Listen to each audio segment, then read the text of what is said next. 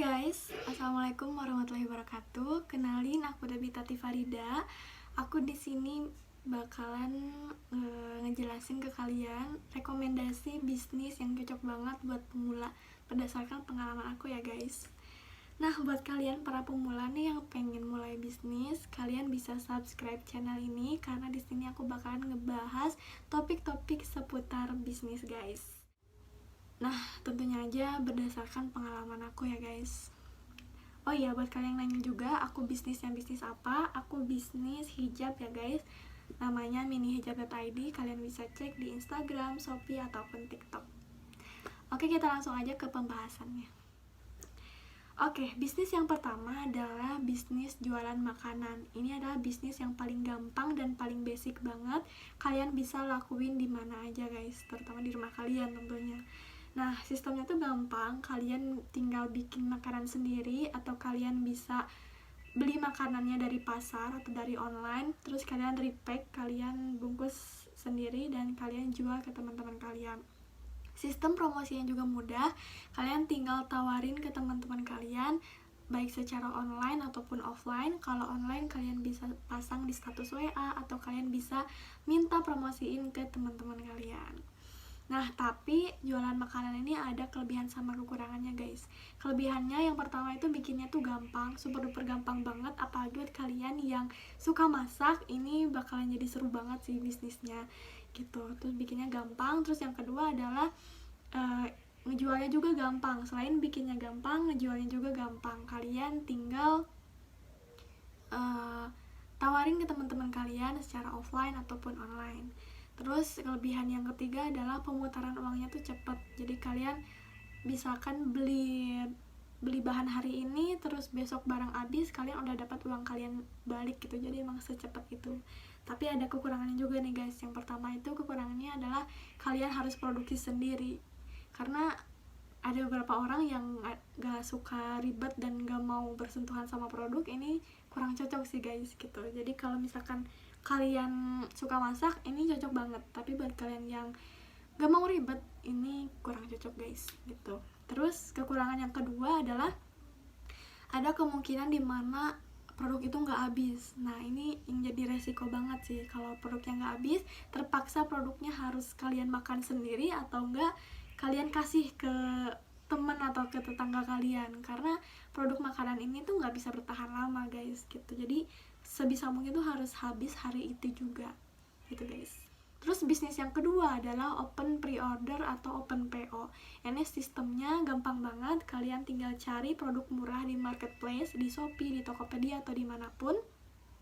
Terus kalian tinggal save fotonya, kalian cari produk misalkan kerudung, terus kalian save fotonya, terus kalian tinggal promosiin produknya ke WhatsApp atau ke Instagram kalian, atau kalian bisa minta tolong ke teman kalian buat promosiin produk kalian gitu. Itu gampang banget sih. Terus nanti kalian tinggal beli produknya ke marketplace, terus kalian tinggal kasihin produknya ke para pembeli kalian gitu. Terus bisnis ini juga ada kelebihan sama kekurangannya guys. Kelebihan yang pertama adalah modalnya tuh nggak harus terlalu gede. Kalau ini nggak kayak jadi reseller atau dropshipper, sistem open PO ini modalnya nggak terlalu gede. Ya meskipun harus ada modal at least 100 atau 200 ribu, tapi ini kehitungnya tuh nggak terlalu gede guys. Terus yang kedua adalah barangnya tuh udah pasti kejual gitu. Jadi kalian nggak akan mikirin stok barang, kalian nggak akan mikirin ada dead stock atau segala macem, karena barangnya tuh udah pasti kejual. Nah, terus kelebihannya lagi adalah promosi sama pemutaran uangnya tuh cepet gitu. Promosinya tuh mudah dan pemutaran uangnya tuh cepet. Promosinya kalian sama kayak tadi jualan makanan, itu gampang banget. Tinggal kalian tawarin ke teman kalian di status WA atau di Instagram Story, atau juga bisa kalian minta tolong ke teman kalian buat promosiin jualan kalian gitu. Terus pemutaran uangnya juga cepet, sama kayak jualan makanan tadi. Kayak hari ini kalian keluar uang, besok tuh uang kalian bisa kembali gitu, asalkan barangnya udah kalian kasihin ke para pembeli gitu. Tapi selain banyak kelebihan tadi, tentu aja masih ada kekurangannya guys. Yang pertama adalah kalian harus COD.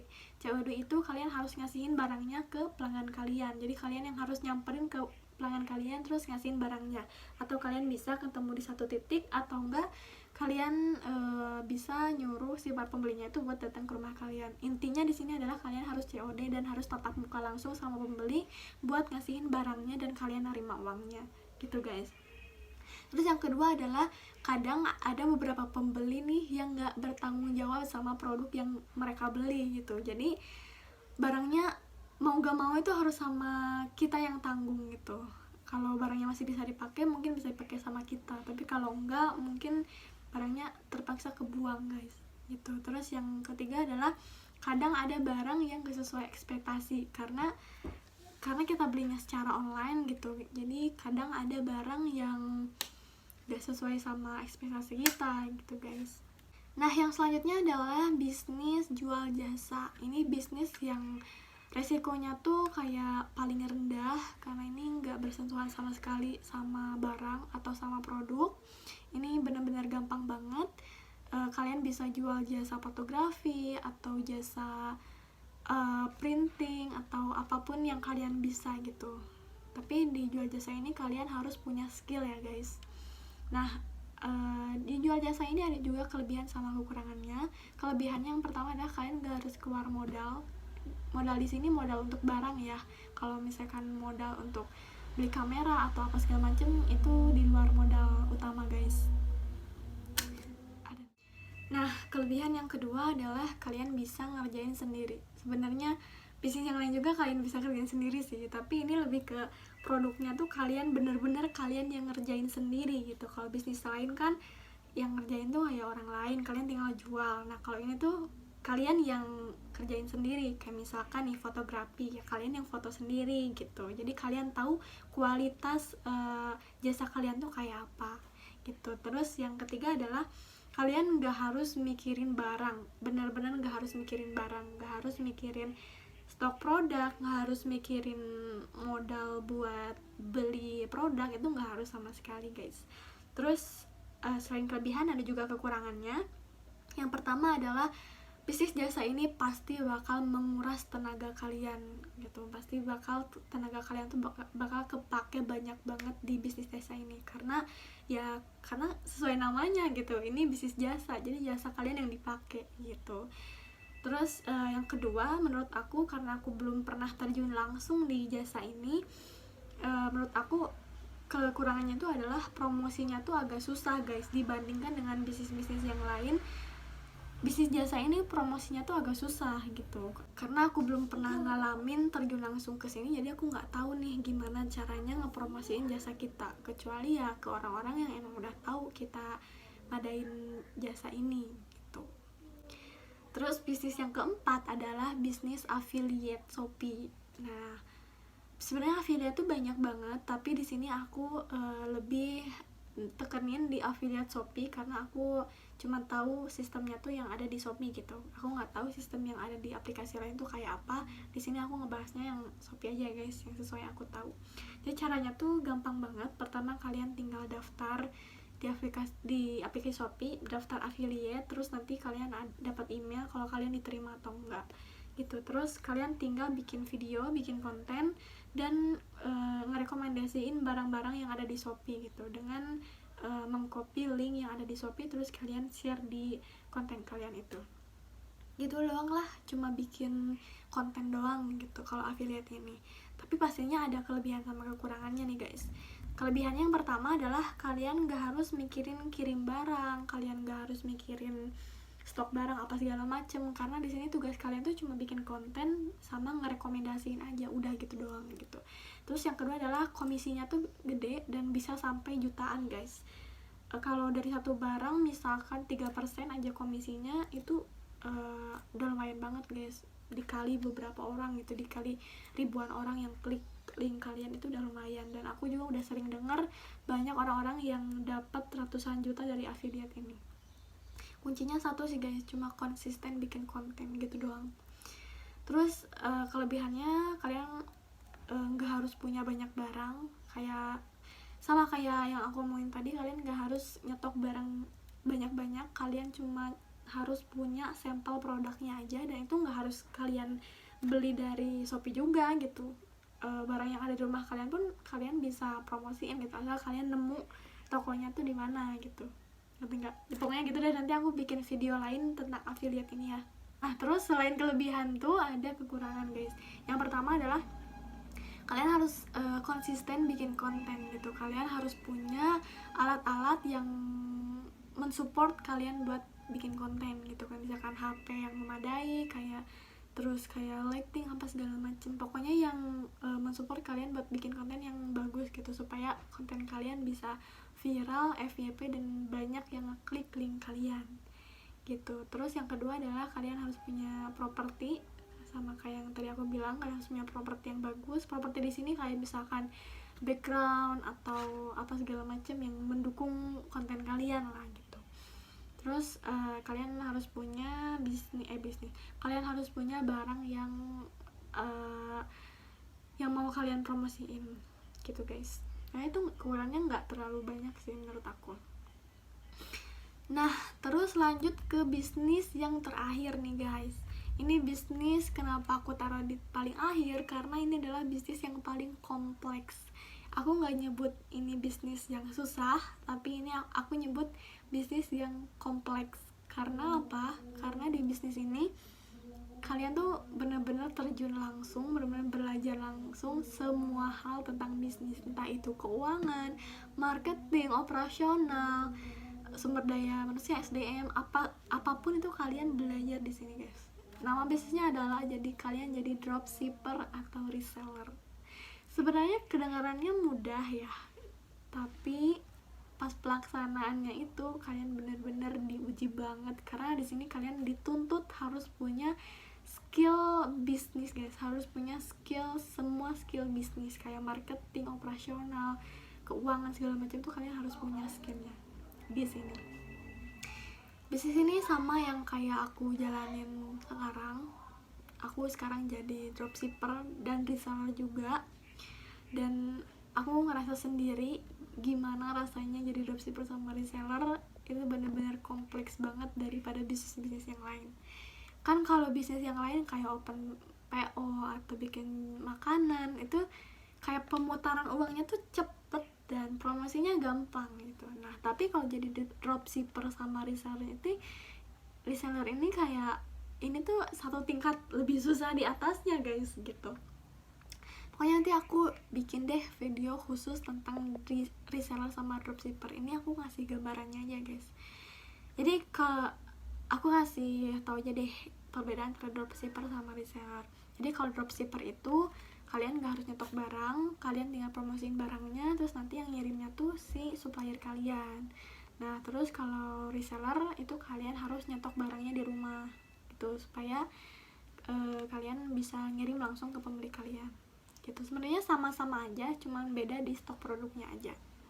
Nah tapi bisnis dropshipper sama reseller ini juga tentu aja ada kekurangan sama kelebihannya. Kelebihannya yang pertama, kalian bisa atur profit sendiri. Jadi sebebas-bebasnya kalian bisa ngatur profit kalian tuh mau berapa gitu. Jadi nggak ada yang ngatur kalian harus profit segini atau dapat komisi segini, tuh nggak ada. Jadi terserah kalian mau dapat profit berapa.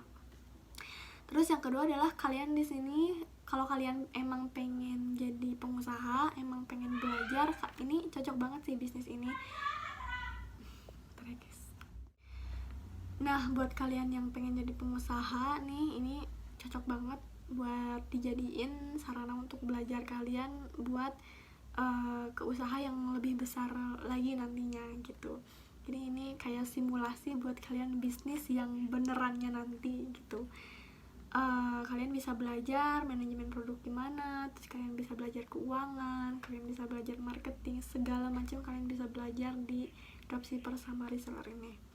Terus kalian juga bisa ngembangin bisnis kalian jadi gede gitu. Kelebihannya dari si dropshipper atau reseller ini kan, kalau misalkan open PO atau jual makan atau bisnis yang lain itu kayak yang aku alamin ya, kayak cuma sebentar dan nggak akan lama gitu, kayak nggak akan stabil dan nggak akan berkembang sih, kayak kemungkinannya kecil buat bisa jadi bisnis yang gede gitu. Tapi kalau misalkan jadi dropshipper atau reseller, karena kalian di sini terjun langsung dan belajar langsung, kemungkinan untuk bisnis kalian gede itu besar gitu.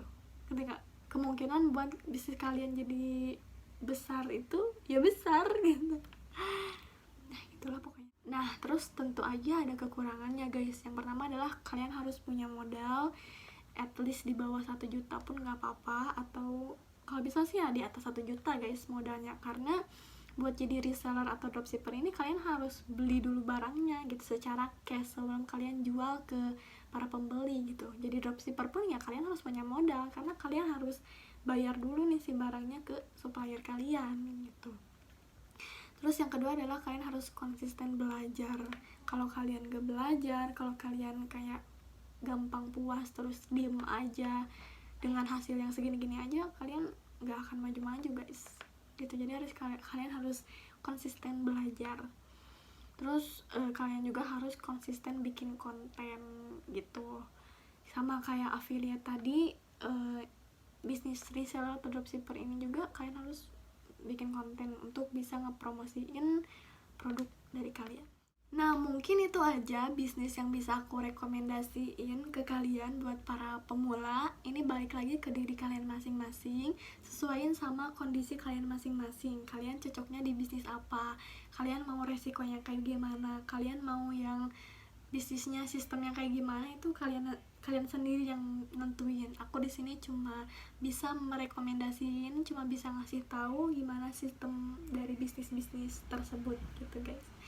Nah, yang paling penting dan poin yang paling penting dari bisnis, kalau bisnis apapun itu yang paling penting itu cuma satu guys, konsisten. Kalian harus benar-benar konsisten, dimana naik turunnya bisnis tuh kalian jangan gampang goyah, jangan gampang puas, dan jangan gampang sedih juga, jangan gampang kecewa. Yang penting kalian harus konsisten karena bisnis itu benar-benar gak bisa diprediksi guys kapan naik dan kapan turunnya.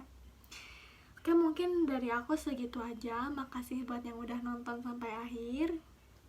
Maaf kalau videonya kurang bagus, maaf kalau aku banyak belibet ngomongnya. Makasih buat yang udah nonton, semoga bermanfaat, and see you.